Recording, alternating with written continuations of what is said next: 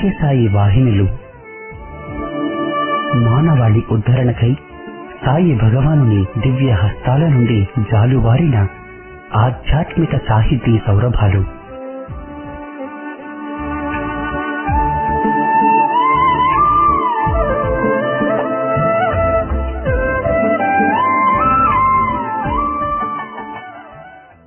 ఓం శ్రీ సాయిరామ్. 1958 మహాశివరాత్రి పర్వదినం నాడు భక్తుల ప్రార్థన మేరకు స్వామి స్వయంగా పేరునిస్తూ సనాతన సారథి అనే మాసపత్రికను ప్రారంభించారు.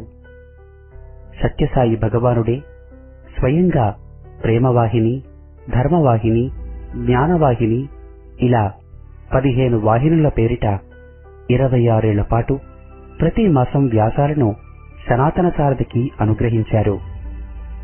సాయి తత్వబోధ, సాయి ప్రేమ సారం ఈ 15 వాహినులలో నిక్షిప్తమై ఉంది.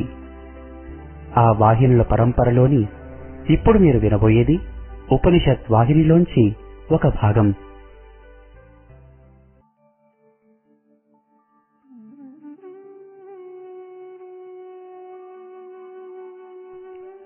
ఛాందోగ్యోపనిషత్. కర్మోపాసనలు బ్రహ్మజ్ఞానానికి కారణములగును. ఈ ఉపనిషత్ సామవేదాంతర్భాగమైనది. ఇందు 8 అధ్యాయములున్నవి. మొదటివైన 5 అధ్యాయములు వివిధ ఉపాసనములకు, కడపటి 3 అధ్యాయములు జ్ఞానోపదేశమునకును వినియోగమైనవి.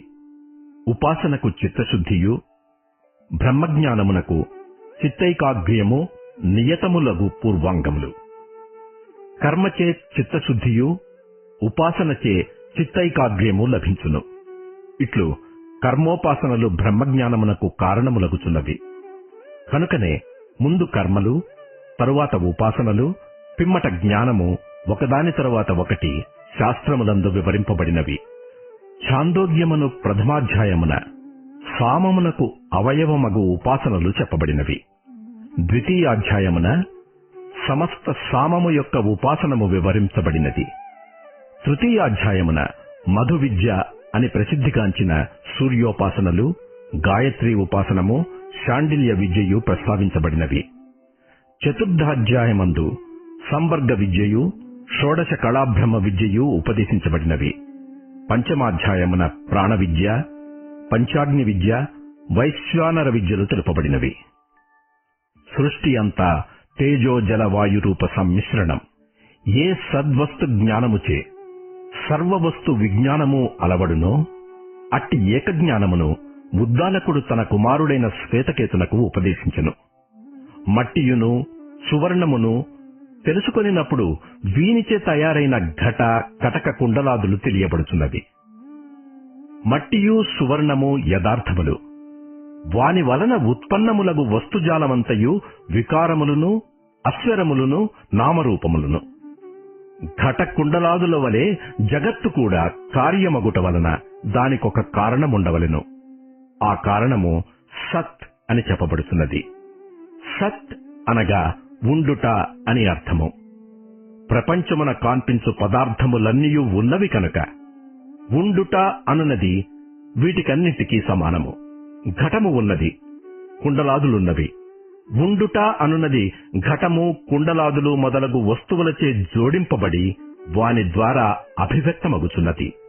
అట్టి వస్తువులతో జోడింపబడకపోయినను ఆ ధర్మము ఉండియే ఉన్నది. స్థూల బుద్ధులకు అది అభివ్యక్తము కాకపోవచ్చును. గులాబీ పుష్పమునందు అభివ్యక్తమగుచున్న రోజావర్ణము గులాబీ పుష్పము లేకున్ననూ ఉండియే ఉన్నది. గులాబీ పుష్పమును ఆధారముగా చేసుకొనినప్పుడు అది కనిపించుతున్నది. ఆ పుష్పము లేనప్పుడు అది కనిపించుటలేదు. అటులనే సమస్త వస్తువులకును సమానముగా ఉండుట అను ధర్మము వస్తు సంబంధము లేకున్నను ఎల్లప్పుడూ ఉండియే ఉన్నది. సృష్టికి పూర్వము ఈ సత్పదార్థము సద్వస్తు మాత్రముగా ఉండెను. ఆ కాలమున అది శూన్యరూపముగా ఉండెనని కొందరు తలంతురు.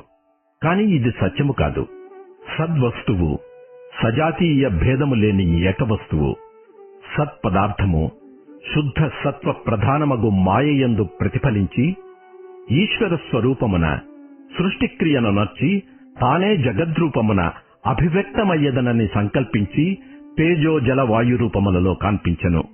సృష్టి అంతయు ఈ మూడింటి సమ్మిశ్రణము చేతనే కలుగుతున్నది. ఆత్మతత్వమెరుగని శాస్త్ర పాండిత్యము నిష్ఫలం.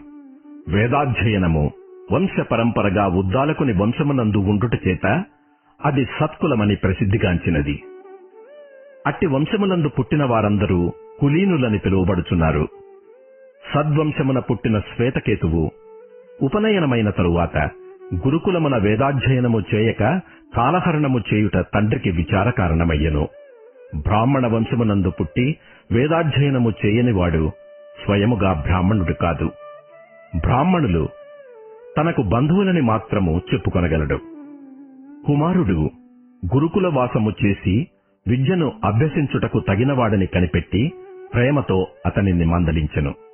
శ్వేతకేతువు 12 వర్షములు గురుకుల వాసము చేసి 24 సంవత్సరముల వయసు వచ్చినప్పటికీ అర్ధసహితముగా 4 వేదములను గ్రహించిన చతురమతి అయ్యెను. ఆ విద్యాగర్వముచే అతడు ఉద్ధుతుడై తనతో సరిపోలు వారు లేరనియూ తానే సంప్రదాయశీలుడనియూ తలంచుచు వినయము లేనివాడై స్వగృహమునకు చేరెను. అట్టి శ్వేతకేతువును చూసి తండ్రి ఇట్లనెను, నాయనా, నీకు సరిపోలు వారు లేరనియూ నీవే సాంప్రదాయకుడవనియూ తలంచుచు అవినీతుడవగుచున్నావు. కేవల శాస్త్రాచార్యైక లభ్యమగునట్టియూ పరబ్రహ్మమును గూర్చి చెప్పునట్టియూ ఆదేశమును ఉపదేశింపుమని నీ గురువును నీవడిగితివా? ఆ ఆదేశమేది అన దేనిని వినుట చేత వినపడనిదంతయు వినపడినదగుచున్నదో, దేనిని ఊహించుట చేత ఊహింపబడనిదంతయు ఊహింపబడినదే అగుచున్నదో అట్టిది ఆదేశము. కుమారుని గర్వము పోగొట్టుటకై తండ్రి ఈ ప్రశ్న అడిగెను.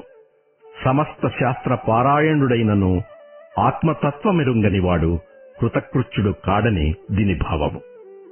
పరమార్థమగు ఆ సత్పదార్థమే శ్వేతకేతుని వంటి జీవుడగుచున్నాడు. చేతనవంతములగు సత్పదార్థము ఉపాధి భేదముచే వ్యక్తిభేదము నొంది అనేక జీవరూపముల భాషించుతున్నది. సుషుప్తి సమయమునందు ఈ భేదము నశించి జీవులందరూ స్వస్వరూపమున ఆనందమును అనుభవించుచున్నారు. జాగ్రత్తవస్థయందు అనుభూతములగు నేను రంగడు, నేను గండడు, నేను తండ్రి, నేను పుత్రుడు అను మొదలగు జ్ఞానములన్నీయు సుషుప్తియందు నశించుచున్నవి. మధుకరములచే వివిధ పుష్పముల నుండి చేర్చబడిన మధురసము సర్వభేద శూన్యమై ఏకరసమునొందుచున్నది. గంగా, కృష్ణ, సింధు మొదలగు విభిన్న నామముల బరుగుచున్న నదులన్నీయు సముద్రమును చేరి స్వస్వరూప నామములను పోగొట్టుకుని సముద్రభావమును పొందుచున్నవి. జీవుడు నిత్యుడు, మరణరహితుడు. కర్మఫలముగా అనేక జన్మల నొందుచు ప్రతి జన్మమునందు పూర్వవాసన ప్రేరితుడై వ్యవహరించుచున్నాడు. మరణము శరీరమునకే కాని జీవునకి కాదు. మర్రి విత్తనమును చితుక కొట్టినను అంకురించుతూనేయుండును. జలములో కలిసిపోయిన లవణము చేతికి చిక్కకపోయినను జలమునందంతటా ఉన్నట్లు రుచిచే తెలియబడుచున్నది. అజ్ఞానముచే జీవుడు స్వస్వరూపమును గుర్తెరుగజాలకున్నను విచారణచే యథార్థ జ్ఞానమును పొందినప్పుడు చోరులచే నట్టడివిలో వదిలిపెట్టబడిన ధనికుని వలె జీవుడు కూడా స్వస్థానమును చేరగలడు. ఇట్లు స్వస్థానమును పొందిన జీవుడు సర్వ సంసార వినుర్ముక్తుడగును. అట్లు కానివాడు పూర్వవాసనా బలముచే సౌషుప్తిక సుఖము నుండి యుత్థితుడగు నరునివలే తిరిగి మృత్యుస్వరూపమగు సంసారములో చిక్కుకొనును. ప్రపంచం బ్రహ్మనందు పుట్టి ప్రతిష్ఠితమగుచున్నది. బ్రహ్మ ఏకమేవా అద్వితీయమనియు పరిదృశ్యమానమగు జగత్తంతయు తత్స్వరూపమే అనియు నిరూపింపబడినది. ఇట్టి పరబ్రహ్మమును తెలుసుకొను స్థానము, అద్దాని సత్యకామాది సగుణ స్వరూపము, అద్దానిని పొందు సాధనము బ్రహ్మోపాసకులు పోవు సుషుమ్నా మార్గము అని పేర్కొనబడుచున్నది. సర్వవ్యాపి అయిన బ్రహ్మము హృదయాకాశమున సులభముగా దొరుకును. రాజు నగరము వలె బ్రహ్మము హార్దాకాశమునధిష్ఠించియుండుటచే అది బ్రహ్మవేష్మమని పిలువబడుచున్నది. బ్రహ్మము హృదయ కుహరముచే పరిచ్ఛిన్నమగుటలేదు. విషయ విముఖులగు యోగులు నిర్మలమగు హృదయాకాశమున విజ్ఞాన జ్యోతి స్వరూపమగు పరబ్రహ్మమును పొందగలరు. ప్రపంచమంతయు బ్రహ్మమునందు పుట్టుచు రథచక్ర నాభియందుండు ఆకుల వలె అద్దానియందు ప్రతిష్ఠితమగుచున్నది. శరీరము యొక్క జరా మరణాది వికారములు ఆ పరమాత్మ వస్తువున అంటవు. బ్రహ్మము యొక్క కామములు సంకల్పములు కూడా అమోఘమగుటం చేసి అతడు సత్యకాముడనియు సత్య సంకల్పుడనియు చెప్పబడుచున్నాడు. ఇది కాదు అది కాదు అని త్రోసివేసిన తరువాత మిగిలియున్నది పరబ్రహ్మమే అగుచున్నది. ఇది ఏ ముముక్షువులు కోరు పరమార్థము. బ్రహ్మమును ఇట్లు తెలుసుకుని వారలు సార్వభౌమ పదవిని చేరి కామచారులగుచున్నారు. సమస్త కామములు విశుద్ధ సత్య సంపన్నుడగు జ్ఞాని యొక్క హృదయాకాశమున సత్యములై కాన్పించుచున్నవి. బ్రహ్మచర్యం ఆత్మోపలబ్ధికి ముఖ్యం. ఆత్మయే సమస్త లోకములను ధరించు సేతువగుచున్నది. అతడ శరీరుడు. అతనికి పాప సంపర్కము ఉండనేరదు. అతని పొందినవాడు అంధుడైనా అనంధుడే అగుచున్నాడు. బ్రహ్మచర్యం ఆత్మోపలబ్ధికి ముఖ్యస్థానం. యజ్ఞము, సత్రాయణము, ఉపవాసము మొదలగు వాని ఫలము బ్రహ్మచర్యము వలననే కలుగును. శరీరమునందలి అసంఖ్యేయములగు నాడులందు సూర్య తేజస్సు ప్రవేశించును. ప్రాణోత్క్రమణ సమయమునందు ఇంద్రియములన్నీయు మనస్సును చేరును. మానసికోపాధికుడగు జీవుడు నాడీద్వారమున హృదయాకాశమును చేరును. జ్ఞానియగు జీవుడు అవసాన సమయమున సుషుమ్నా ద్వారమున సూర్యకిరణముల ద్వారా సూర్యలోకమును చేరి అతటి నుండి బ్రహ్మలోకమును చేరును. అజ్ఞాని ప్రాణములు చక్షురాదితర మార్గమున కర్మానురూపములగు అనిత్యములగు ఇతర లోకములను చేరును. ఇటులనే సుషుప్తి యందు కూడా సర్వేంద్రియ వివరణముచే అజ్ఞానపూరితమగు సుఖానుభవము కలుగుచున్నది. స్మరణతో సర్వము అనుభూయమానము. సంకల్పాలన్నింటికీ చిత్తమే స్థానము. అవి అన్నియు చిత్తస్వరూపములు. చిత్తము నుండి పుట్టినవి, చిత్తమునందు ప్రతిష్ఠితములైనవి. చిత్తము సంకల్పాలకు మూలముగుటచే అనేక శాస్త్రములను అభ్యసించిన విద్వాంసునికి చేతనత్వము పోయినప్పుడు అతడు లేనివానితో సమానమని లోకులు చెప్పుతున్నారు. బ్రహ్మ బుద్ధితో చిత్తమును ఉపాసించువాడు సౌష్ఠము గలవాడగును. చిత్తము సంకల్పము కంటే గొప్పదగుచున్నది. మనస్సు మొదలగునవి సంకల్పమునందున్నవి. సంకల్పమే వాని స్వరూపము. సంకల్పము మానసిక వృత్తి. చిత్తము సంకల్ప కారణము. సంకల్పము ఇచ్ఛా కారణము. కర్తవ్యాకర్తవ్యములను విషయ విభాగముచే సమర్థించుట సంకల్పమనబడును. తరువాత దానిని వాక్కుతో చెప్పును. ఇచ్చయించిన దానిని నామముతో చెప్పగోరును. శబ్ద విశేషములగు మంత్రములు నామమంత్రములై వాని అంతర్భాగములవుచున్నవి. మంత్రములందు కర్మలు ఏకమగుచున్నవి. అమంత్రమగు కర్మ ఉండనేరదు. ధ్యానము చిత్తము కంటే అధికమైనది. ధ్యాన విషయమగు దేవతా బుద్ధిచే శాస్త్ర విహితమగు సాలగ్రామాది కనిష్ట వస్తువులందు ఇతర చిత్త వృత్తులచే చెదరని బుద్ధివృత్తిని నిలుపుట ధ్యానము అందురు. దీనినే చిత్తైకాగ్రమని కూడా అందురు. ధ్యాన నిష్ఠుడగువాడు నిశ్చలుడగుచున్నాడు. అదే విధముగా పృథివి నిశ్చలముగానున్నది. ఆ తీరునే అంతరిక్షము, ద్యులోకము, జలములు, పర్వతములు, దేవతలు, మనుష్యులు నిశ్చలురు. శమాది గుణ సంపత్తిచే దేవతా సమానులగు మనుష్యులు కూడా ధ్యానము చేయుచున్నట్ల అచంచలముగా అనున్నారు. విజ్ఞానము ధ్యానము కంటే ఉత్తమమైనది. శాస్త్రార్థము తెలుసుకున్న జ్ఞానము విజ్ఞానము అనబడును. అది ధ్యానముచే లభ్యమగుట వలన ధ్యానము కంటే ఉత్తమమని తెలుపబడినది.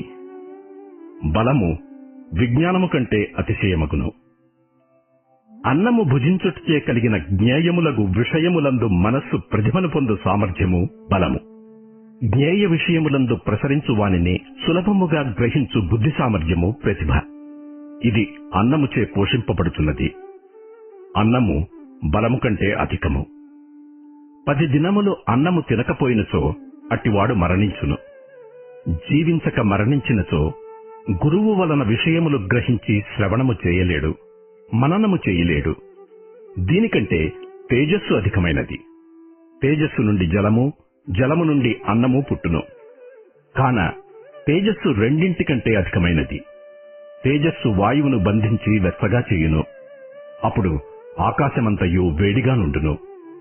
తేజస్సు ముందుగా వాయుతత్వమై తరువాత జలమును ఉత్పత్తి చేయుచున్నది. తేజస్సే ఉరుము రూపమున వర్షహేతువగును. ఆకాశము తేజస్సు కంటే గొప్పది. శబ్దము ఆకాశమూలమున వినపడుచున్నది. ఆకాశమునందే ప్రియవస్తు సంయోగము వలన అన్యోన్య క్రీడ జరుగుతున్నది. ఆకాశమునందే బీజము అంకురించుచున్నది. స్మరణము ఆకాశమున కంటే గొప్పది. పూర్వము అనుభూతమైన దానిని జ్ఞాపకమునకు తెచ్చుకొను అంతఃకరణ ధర్మము స్మృతి అనబడును. స్మరణ ఉన్నప్పుడే సర్వము అనుభూయమానమగుచున్నది. అది లేనప్పుడు ఆకాశాది వస్తువులను కూడా స్మరించుట శక్యము కాదు. అందువలన స్మరణ ఆకాశమునకు కారణమగుచున్నది. సశరీరునకు సంసారము, అశరీరునకు స్వస్వరూపము. ఈ విధముగా అవిద్యచే దేహ తాదాత్మ్యం నొందిన జీవుడు ప్రతిబుద్ధుడైన తరువాత సంప్రసాద స్థితి చేరి ఈ శరీరము వదిలి దేహాదుల కంటే విలక్షణమగు స్వస్వరూపమును పొందును. అతడు ఉత్తమ పురుషుడు. స్వస్వరూపమును పొందినవాడై సంకల్పమాత్రమున ఇందలి రూపమును పోలి ఒకప్పుడు నవ్వుచూ, ఒకప్పుడు క్రీడించుచు, జ్ఞాతులతో రమించుచు శరీరమును స్మరింపడు. సశరీరునకు సంసారము, అశరీరునకు స్వస్వరూపము సంప్రాప్తియగునను విషయము దృష్టాంతముచే వివరించబడుచున్నది. ప్రసిద్ధములగు వాయువు, మేఘములు, ఉరుములు, మెరుపులు అనువానికి శిరః ప్రాణాది ఆకృతి లక్షణమగు శరీరము లేదు. వర్ష సమయమున ఇవి ఆకాశ తాదాత్మ్యమును పొంది దానియందు లయమగుచున్నవి. ఓంకార ఉపాసనాది సాధనా సహితమగు ఆత్మజ్ఞాన అష్టాధ్యాయీయగు ఈ ఉపనిషత్ముఖమున పరమేశ్వరుని వలన హిరణ్య గర్భులకు, ఆయన వలన కశ్యప ప్రజాపతికి, మనువునకును మనుష్యులకును క్రమాగతములగుటచే ఈ విద్య సంప్రదాయ సిద్ధమగుచున్నది.